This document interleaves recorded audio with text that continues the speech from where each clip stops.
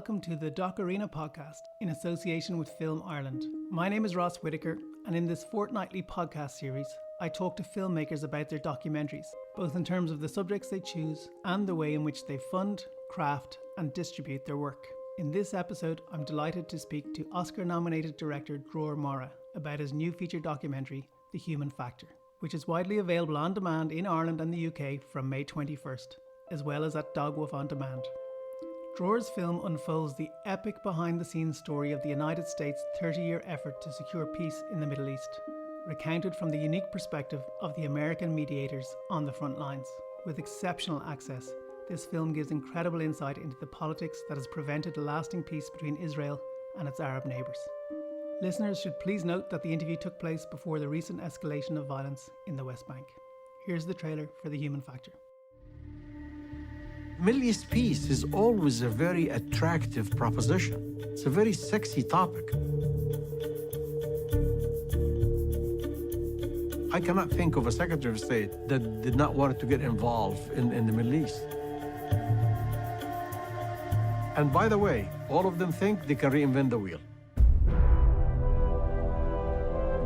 Arafat is beaming. For him, he's arrived.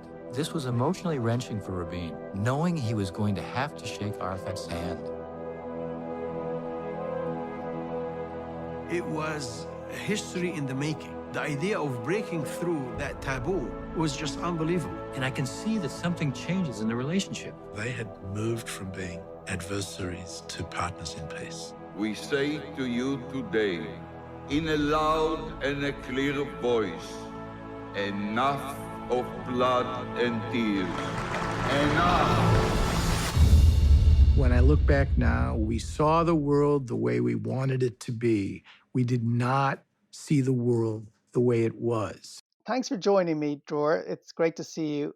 I wanted just to sort of jump straight into it by asking you about access, because it really strikes the viewer straight away the amazing level of access you have, and also the breadth of access. You know, it's not just access to one of the moderators or mediators, it's to quite a large number of them. Can you talk a little bit about how you go about that in your work? It's something that if you look across your filmography, is something that comes up time and time again. You get great access to some very high level people. How do you approach that?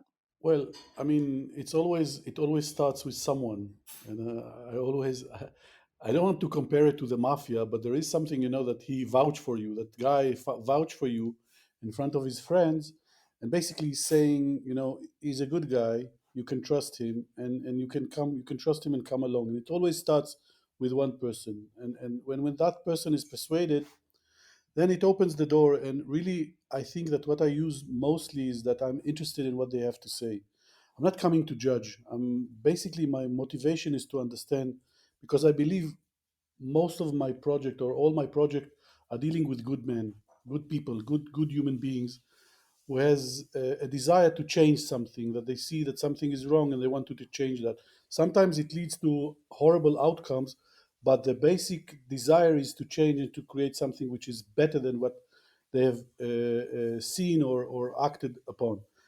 And I'm coming to understand what was inside the room or what was there from a point of view of really someone who is there just to listen, to understand, not judging. And I think it creates kind of a bond which allows them to open up. I never betray the trust. I never. That means I will never, ever take out of context sentences. The latitude that the director has is almost, I can do whatever I want almost, because you connect sentences in a way that you can manipulate everything. But yesterday there was a screening of The Human Factor here in Israel, and three of the gatekeepers, three of the former heads of Shin Bet from my previous movie, came as a friends to the movie just to see it. So, and the fourth one was sick, the fifth one is a politician. So it was really nice to see that they, although the movie was a bit harsh on them, they still come and share that, and they feel that they were treated fairly. It's one thing getting access to meeting the people and even to drawing a connection with them, but it's another thing to kind of get them to speak deeply about their experience and to feel that they are allowed to share it. Maybe in this case, these are negotiations that happen behind closed doors. is there another element to the access in that regard in terms of getting them to go to places that they may not have spoken to in an interview setting before? It's a good question. Look, basically, I believe in very long interviews. Means I can just an example for the human factor. I interviewed Dennis Ross, who is the main protagonist in the movie, almost for 35 hours in different stages of in different places, different dates, of course. Each one of them, the rest of the people there, at least 10 hours. So, you know, it's always the first hour is you start to speak, and then you slowly build that trust. He sees you, you sees him. I'm interested really. I'm really deeply interested in psychology, and I think also what contributed to that, at, at least in the human factor, is that they were out of office. They already left. They don't kind of play any formal role. Although Rob Malley is now in the government negotiating the new Iran nuclear deal on behalf of the Biden administration, but they allow themselves to go back to look. They failed. The negotiators at the end failed, so they allow themselves to go back and try to analyze why. And I think that leads to openness because they really want to understand with me what went wrong there. Another element of it that I found very interesting, and I thought it was a great choice, was that you only interviewed the mediators. You didn't look at, say, well, you may have, I suspect you didn't pursue Bill Clinton, for instance, or politicians on the Israeli side, and it becomes a perfect capsule of a point of view of a particular group of people. Was that a very conscious choice? Was that something you wrestle with at all?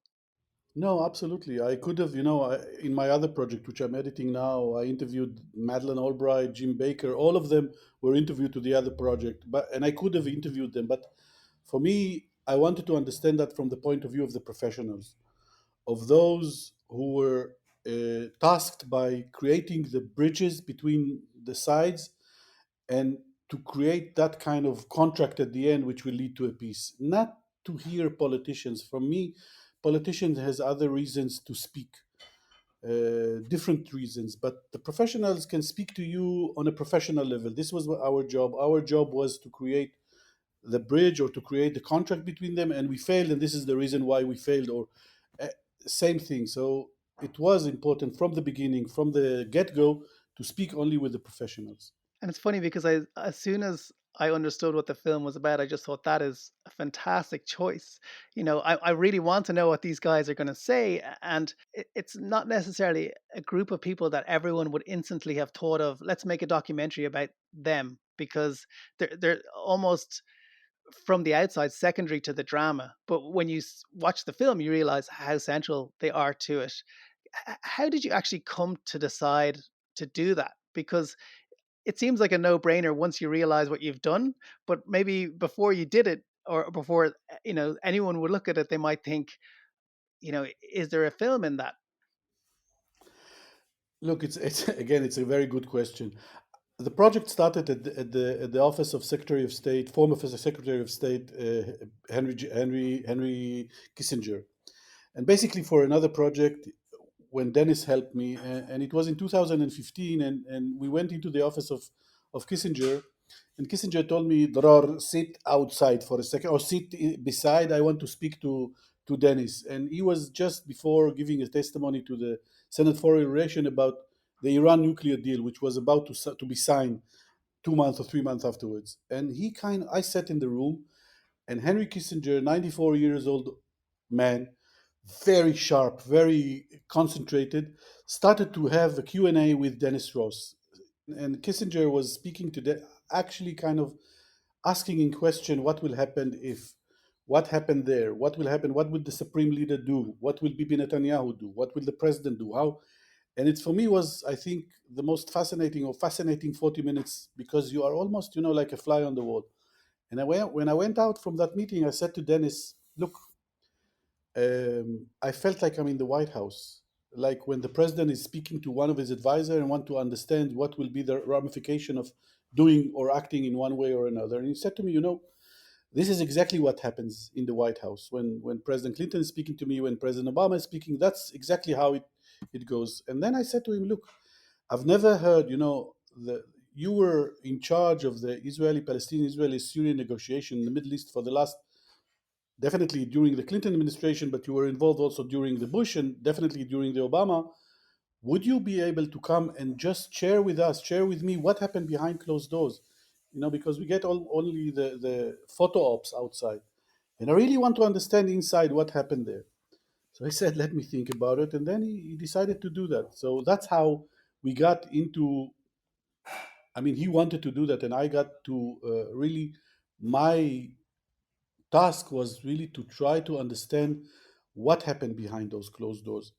And what emerged from that, from those hours and hours, tens of hours of interviews, is the importance of the human factor, the importance of how much the personal relationship between the leaders, between themselves, them with the American president and the negotiators, were a main factor of why we are where we are today.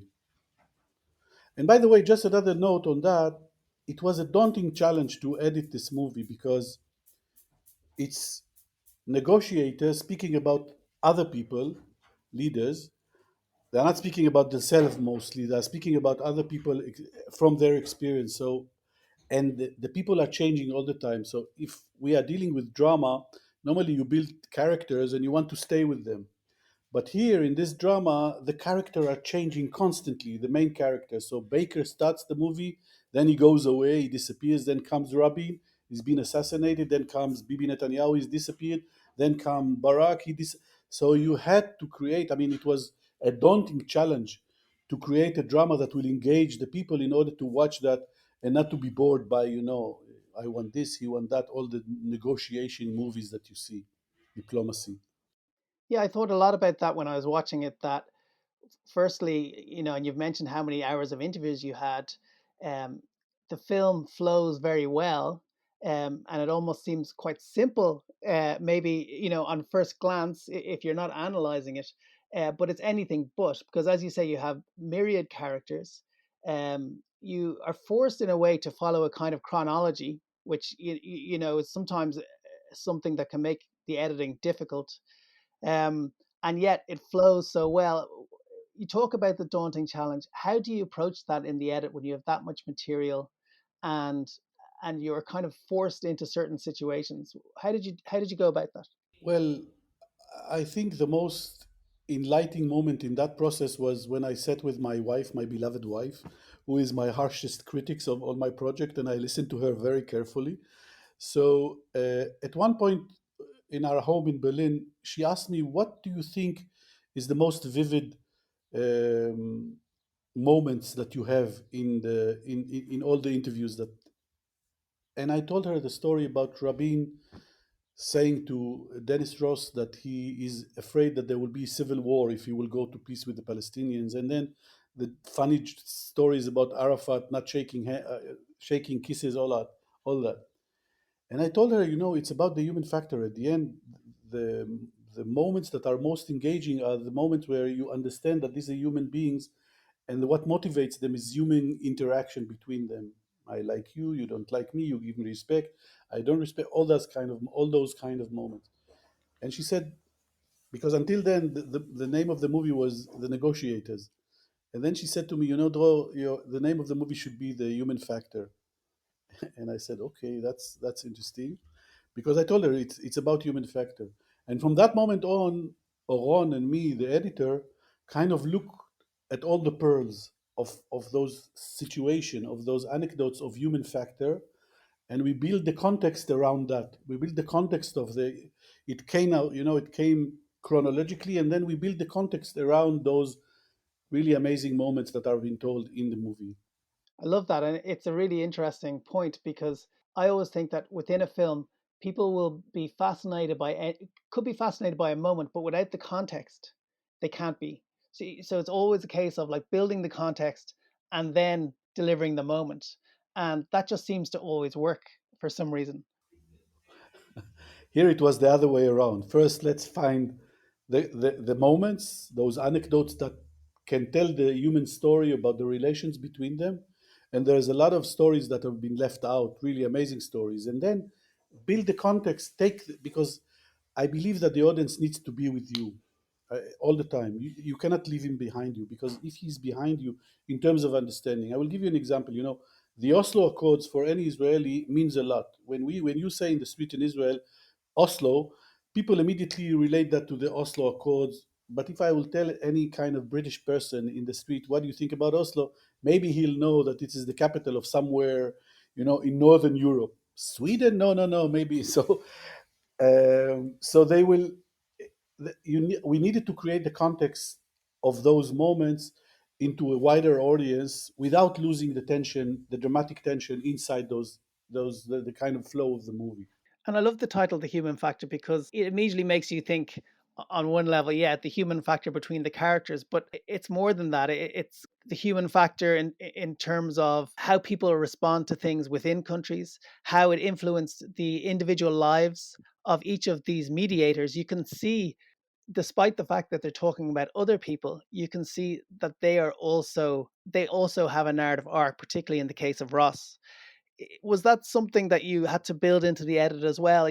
How does he feel at this point, and how am I going to move his character along as a mediator that's actually talking about other people? And yet you have some nice stories of him contacting his wife and so on, and you can see what each of these moments mean to him. So it operates on that level too. Yeah, I mean, I think the most prominent moment is the moment when he learns about the assassination of Rabin, and you could see that he is overwhelmed by the moment, by the memory of that in front of the camera, yeah, I mean, they bear scars, all of them, from that period. It's Martin Indyk is speaking about, not in the movie, but he spoke to me about the scars that he had, heart condition after this. He lost his wife because of that. I mean, divorced because of that process. So each one of them definitely paid a dear price for that process. And you cannot, as they said in the movie, you cannot be do this kind of job without emotionally involved. And you can see that. You can see how engaged they are. You can see, and again, it was the balance in the editing. When do it's like a nod in a sound studio, where when do we give them more to speak about their feelings, and when we go into the stories of the other characters that are there. It sounds like it would take a long time to figure all of that out. And also something I'm interested in knowing with a film like this is, do you do screenings of it for audiences to get reaction? It must be a tricky one, because obviously people would have an emotional reaction to it, and it's quite, some of it, is quite explosive, I suppose. So how do you kind of gauge when you feel the edit's coming to an end, and how long is that process? Well, in this case, the process, not constantly. Normally it was around 3 years, but it's not. I'm let's say editing 2 months, get into a spot, and then I leave it, let it rest, come back to that, see that with my editors. It's the same editor that edited with me uh, the Gatekeepers, now this and now the other project. So we kind of take that time, the breath that needed to judge what you did, because sometimes you edit something and you think, wow, it's brilliant, and then you come back to that a month later and you say, well, how stupid could I be to think that this is brilliant? So I think that the breath of time gives you the latitude, or the opportunity to go back and to revisit yourself over and over and over again. And since my movies, I'm not going to do that, I think, anymore, but since my movie have a huge scope, they're trying to tell something which is beyond just the here and now. They're trying to tell a bigger story. It takes time. You need that time to come and revisit yourself. So I'm normally, it takes, my project needs time to go. Screening I do only when I'm quite sure that this is something that I stand behind. It's not normally when you get closer to the end of the edit process, when I'm happy. I'm not doing screening when I have to be happy with what I have, and then I'm open to listen to people, but I have to be first of all happy with what I'm doing. It's an interesting one. You've mentioned obviously the Gatekeepers a couple of times, and that was a massively successful documentary that you made. It was nominated for an Oscar. How does that affect your career, I suppose, and does it help you raise money for a documentary like this? What's that process? Does it give people a trust when you say, I'm going to make a film about the mediators in the Middle East? They go like, okay, I know who you are, I know the quality that you can bring, I know the point of view you're going to have, and they kind of get a sense of what the project is going to be in a much easier way. I mean, look, being as Michael Barker from Sony Classics, they took this movie as well actually they're going to release it in the state in the beginning of May. He said to me back then, he said, "You don't understand the meaning of being. You can head to your title an Oscar-nominated director, and it does help. It does help. But I would say it helps in bringing. I mean, the professionals can really evaluate more the quality of what you bring into the table when you're saying something like that. Basically, where it helps is in easing the the way to raise money for the next project. That's mainly that. It helps in that. I mean, people know you, people understand that you have kind of certain standard or quality of work, and they respond to that. And then I also noticed in your filmography that you did a lot of cinematography at an earlier point. Can you talk a little bit about the aesthetics of this project? Again, from the outside, like on first glance, you think, okay, I can really see what elements there are in this film. There's interviews, there's footage, there's wonderful photographs. Um, but I think there's a lot more to the film than just saying those three things. So can you talk about how you approach those and how you use them in a way to make them feel in a way more than the sum of their parts? Basically, because the movie is behind closed doors of negotiations, where camera, what I thought is that camera is not never there. So my main objective was how do you create visual references to those amazing stories when you don't have those visual references. So I can tell you that I worked with a studio in England, in London, just to almost recreate some of those moments in a very advanced way, which was there was the story of Clinton coming to the funeral of Rabin, and when he sees Perez, he hugs him. And I said, look, I have the story, and it's an amazing emotional moment. How will I be able to create that, to give it a visual references? And we work with that studio in London we took actors and we kind of stitched the faces of Paris and Clinton on the faces just to give this hug. But at the end, luckily enough, I had those amazing photos by the White House photographer. I just needed to present the FOIA Freedom of Information Act. It took my month. It took my 9 months, and then I got all those troves of pictures of almost all the stories that I got. Now, my challenge was how do you bring them to life? Those photos, those still photos. And it was a huge challenge, which I like CGI a lot. I think that so I used a lot of techniques which were not known. We invented a lot of things as we went with the studio that I'm working with in France, and created this kind of new way to deal with still photos and to bring them more to life. So that was one part of it. The other part of it is how do you choose the archive and what kind of archive are you using in that. So it was also, but from the beginning, I knew that those still photos will be the core or the spine of the visual language of the movie. And sometimes when you deal with stills can capture a moment which, when you see on a live action, on a video, you don't see that moment. So there are really some moments that are captured in stills, and the expression on the faces is so expressing and so showing what is the emotion that goes inside the person. It's even better than I would have sometimes even visuals. So when you see Rabin, for example, in the movie, there's a moment when Rabin looks at Arafat the first time that he sees them, and you see the expression on Rabin's face, which basically says, what am I going to do with this guy? I don't know him. And all is expressed in that facial expression. Or when you have the moment of let's say, Clinton holding Arafat's hand in Camp David, basically saying to him, you have to accept that, don't go. So those moments are amazing. And the only challenge that I had was to bring them to life in a CGI way. And were you aware that those photos existed when you started the process? No, no. Look, what happened is that I got, I asked photos, and my archive researcher in America came back with few photos from meetings here and there. And I asked her, where are those photos coming from? She said, it's the White House. And I said, can I get the source material just to have the source material? Well, she said, no, this is approved by the White House.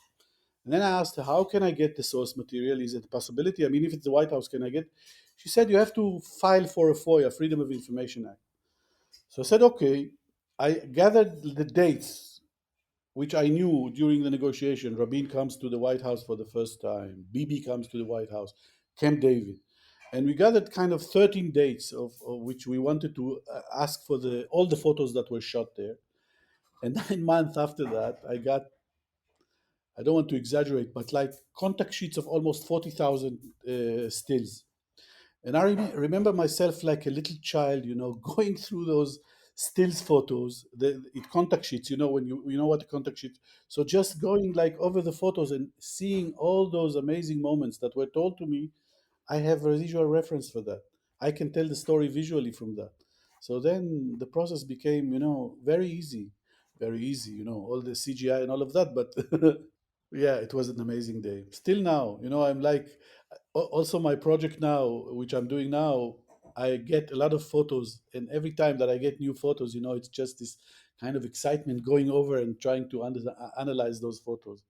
Can you talk a little bit about the interviews? Because you mentioned you interviewed Dennis for 35 hours, and obviously to create a consistency across those 35 hours, you have to kind of use certain techniques. Can you talk a little bit about how you approach the aesthetic of your interviews? Well, I shoot all my interviews on green screen.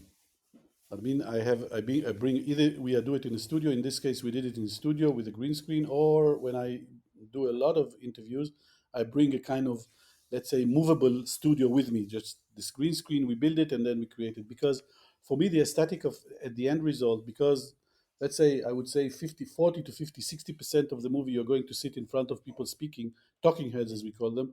So it needs to be aesthetic. And normally when you go into a home or office, it's banal. It's really, really boring sometimes. So it gives me a latitude also to control the colors, the depth of field, almost everything, and the scenery of the background. So basically, I'm recreating the backgrounds at a studio, and then combining, as we say, A to B, combining the character on the background. This I did with the Gatekeepers, with the Human Factor, and with my next project. This is how I work, because at the end of the day, aesthetics, I like to control the aesthetic. It's important for me. You mentioned that I was a cinematographer. It's really, really important for me. And I want the interview to be free, open, because I'm doing that for a long time. So when you are doing it in a home or it's always limited. There are people there. So you need to create the environment where you can do that, and the person can really concentrate on the interview, on the questions, and not I'm not bothered at all with how the lens and the depth of field, and is it nice or not. No, just concentrate on the interview. And you mentioned that you had the premiere in Israel last night, your local premiere. How did it go? How did people respond to the film? Very strongly. I mean, as for Israelis, it's their life. It's our life. I mean, um, people cried when they saw moments that reminded them probably of what they have been through. People were sad at the end because the situation is only worse now.